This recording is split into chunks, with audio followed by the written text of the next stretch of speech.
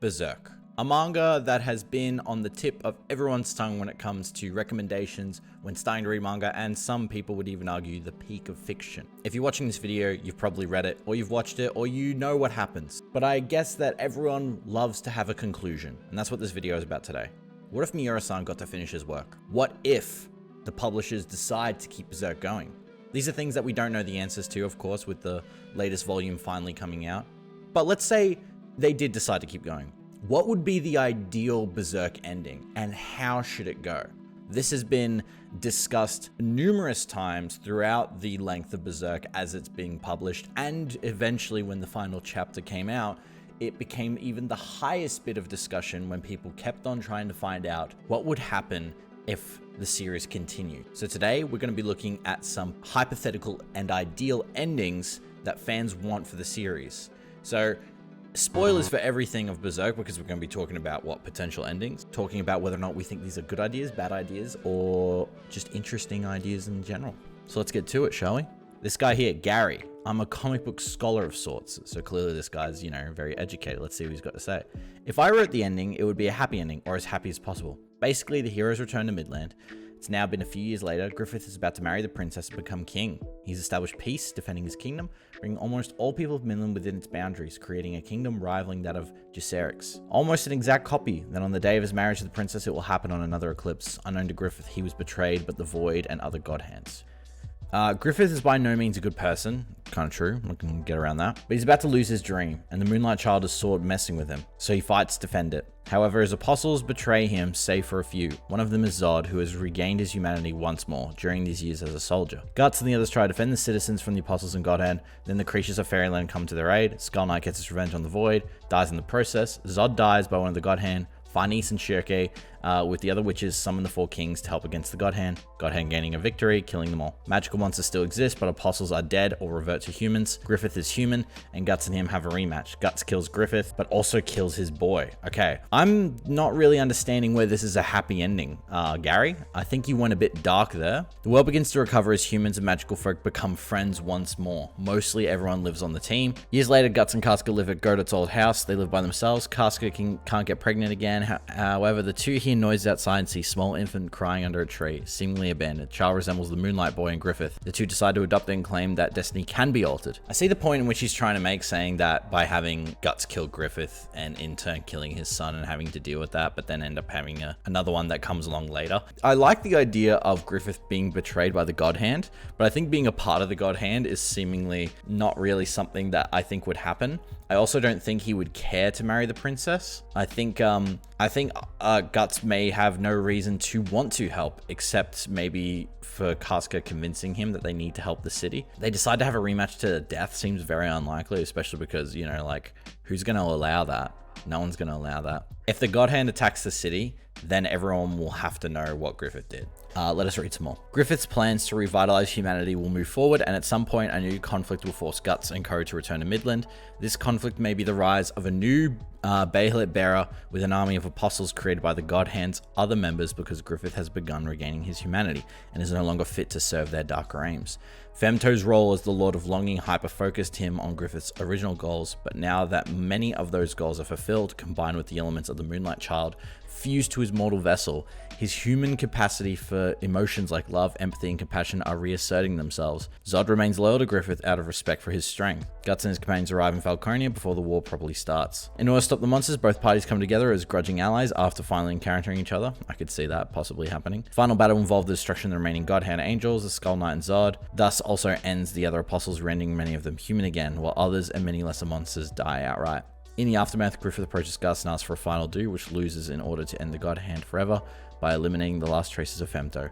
This also frees the Moonlight Child's soul, which is reincarnated a year later as Guts and Casca's now settled down. I don't see a possibility in where Griffith being betrayed by the God Hand would in any way change who he is as a person. I think he would always be the way he is now. I think he feels like if he were to go back on it and even to fight back the God Hand is something of a contradiction. Even though they told him that to pile the bodies because you've already done so much so far is like the whole idea behind his character. I think to do it to an extent where he stops just because they betrayed him seems like he's betraying himself again. This isn't really like an ideal ending, but I understand this quandary. We don't know, and I hope now we can let it rest in limbo. Sometimes less is more with great content, and while many people will be salty over this end to the series, I'd be remiss to say somebody else should close out the series. If you had to make a follow-on, you should distinguish it as by a new title, Berserk X or something.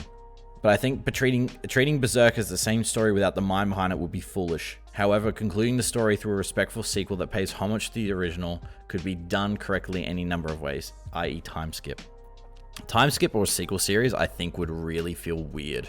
I don't think Berserk ever felt like it was going to be that kind of story where it was like, to finish it, we need to move forward in time. It's like, nah, in my eyes, I can tell it seems like something that wants to be a one and done, you know what I mean?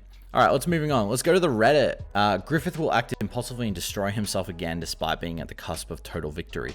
Unlike the last time, no one comes back to rescue him and take care of him in his time of need. Causality spirals. That's a very vague ending, except for one character, which I think is actually, that's an interesting one. I like that one there. The gist is that Guts fight with Griffith. He's beaten down after a volume's worth of trying to win. Nothing works. The Berserk arm for the first time fails him. Griffith starts murdering Guts' companions to taunt him. His despair activates his Balet. Turns out the true final member of the God Hand is Guts. Ooh, actually. The whole purpose of Femto was to be an enemy that would drive Guts to sacrifice everything to kill. Void gives Guts a spiel similar to what he gave Griffith. Everything Griffith has done to him, and in the horrors of this world, there's nothing left for Guts but vengeance. Guts looks Griffith in the eye, smiles, and tells Void to go to hell. This sends Griffith into a villainous breakdown between finding out that his destiny was never to be the fifth God Hand and being shown in stark relief that Guts is a better man than him. As their fight resumes, he starts slipping up, making mistakes, and slowly losing his power. Eventually, Guts cripples him. Casca strikes the final blow. Okay, I like that kind of thing where it was like having Guts maybe be the actual ending member of the God Hand is really, really cool. None of this was set up to be that way. I think the whole point of Griffith, he was meant to be that setup and be that thing. You would have to do some massive retconning for that to even work. But I like the idea. That's a cool idea of them even maybe seeing how powerful he has become on his own, that the God Hand would be willing to be like, you know what, we'll give you the new seat of power instead of Femto because you're so bloodthirsty for vengeance. You'll fit nicely amongst us, whereas Griffith has become mortal again while still retaining his form of Femto or as a member of the God Hand. It kind of does feel like, well, what is he really doing for us anymore? Do you know what I mean? Years later, Guts and Casca are raising their children. Guts hasn't picked up his sword since killing Griffith. One day, a mysterious woman comes to their house. Guts knows who she is. It's Theresa, the daughter of the Count, who has survived all the horrors of the world of Berserk and come out stronger for it. Guts tells her that if she wants to kill him, he won't resist, but asks her to listen to his story before she does. She agrees and puts down her sword. Guts retells his life after he left her, how he learned that living for vengeance is no way to live one's life, and that things will get better if you don't push people away.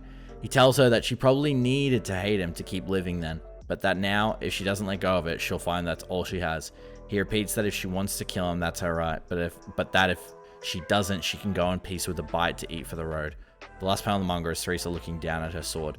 That is actually everything before, purely speculative, but I love that. I think that's so poignant of the story of Berserk. Having Guts retell the story to someone who he changed their life in an awful, drastic way. Even though, you know, technically saved their life, his coming has completely changed her life in the worst way, where she has now had to remake herself to find and kill this one person. I think it's such a really, really, really cool way. That so far, that's my favorite. I think that's a great way. I don't know about the whole spiel of maybe Guts living with Casca and children.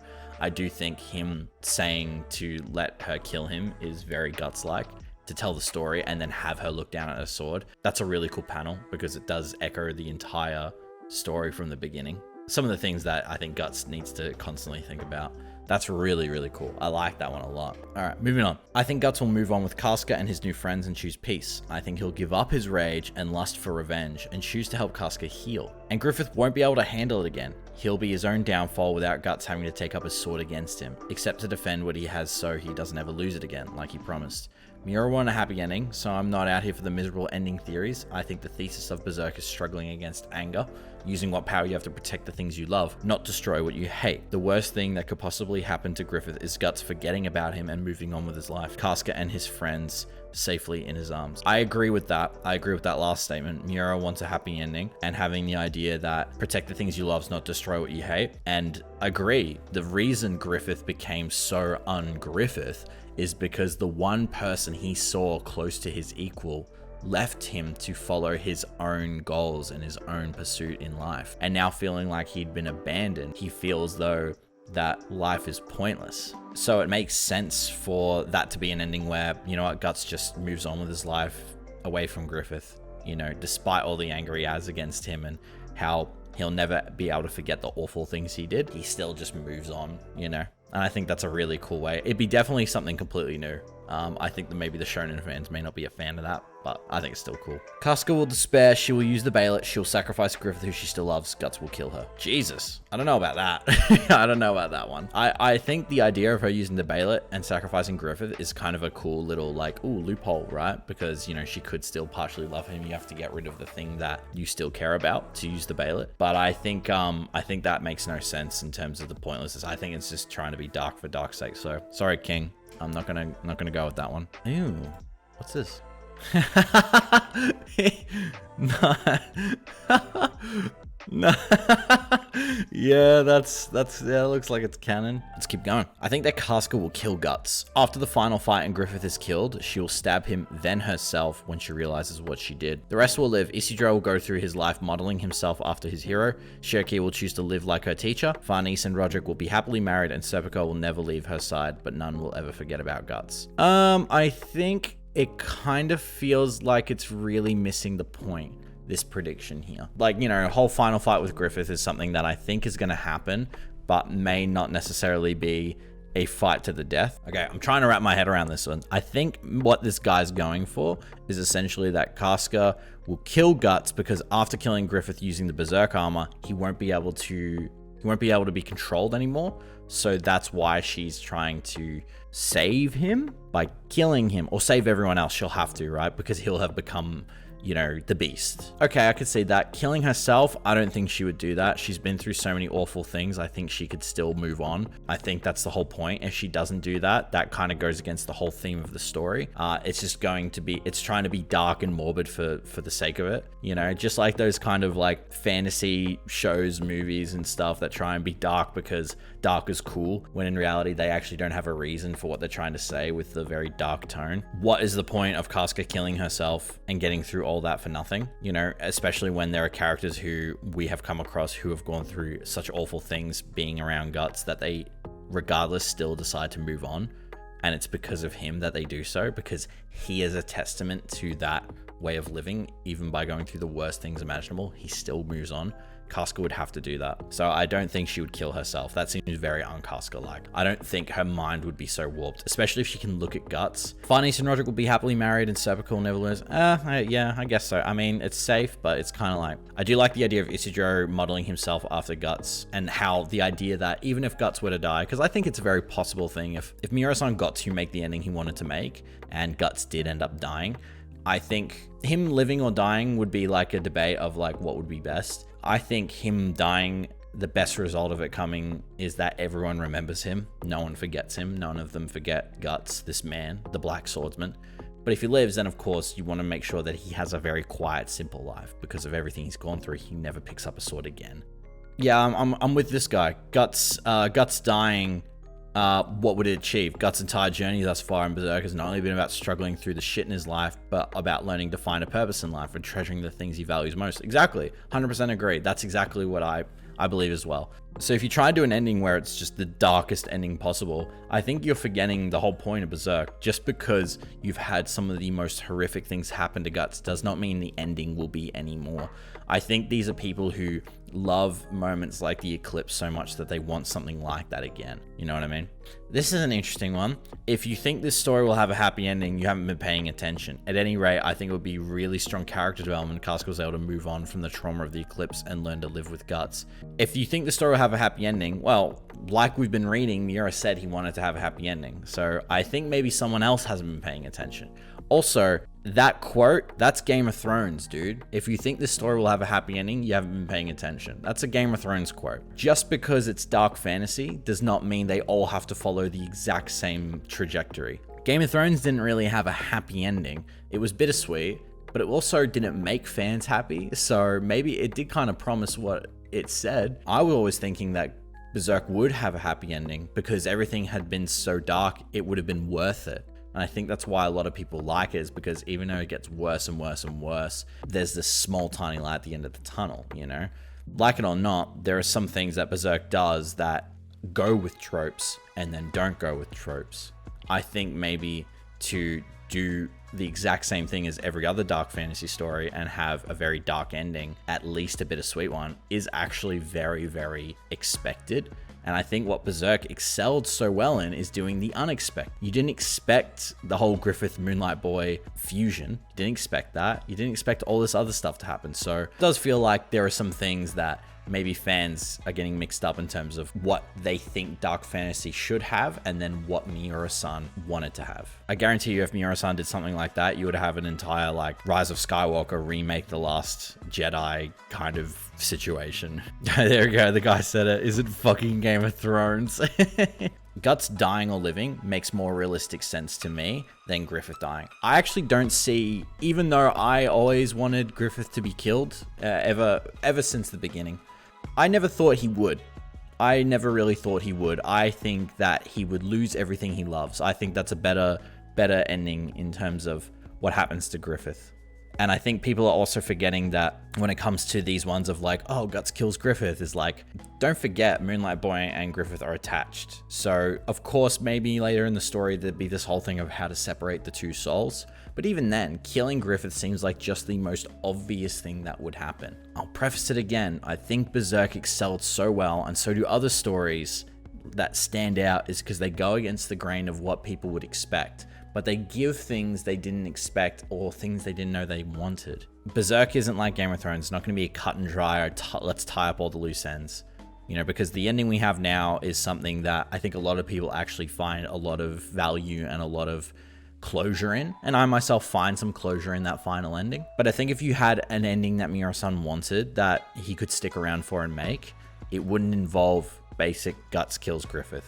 Even though he's hinted at it many times that there would be this big confrontation and that there would be this battle, I don't think it'd be as cut and dry as these two are going to fight and Guts wins or loses. I don't think that's how it's going to go. We're past that point of human versus human conflict where it has to be so cut and dry of this person kills this person. Do you know what I mean? These are really good predictions though. I think it shows how much people love the story. Now we've read a few, I feel like I've kind of got the grasp of maybe what I want to base my own prediction on. And I think that'd be something that I'd like to do right now. My prediction, if I were to try and take everything that I've read so far and put it into context of what I think the best ending would be, if Miura-san was alive and if the publishing company and studio decided to keep Berserk going without Miura-san, this is the best possible ending, in my opinion, what I think I would value.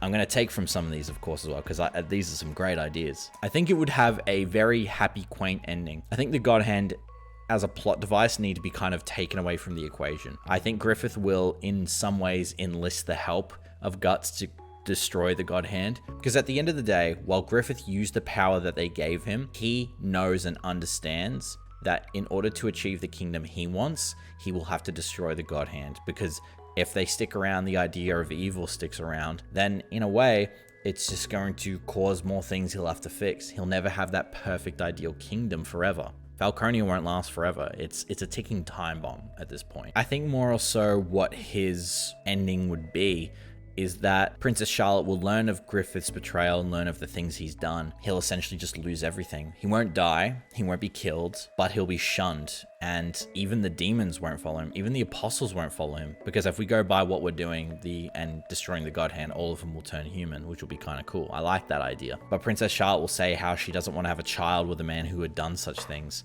So he won't have a kingdom and he'll have to just go. He doesn't have that allure he used to have.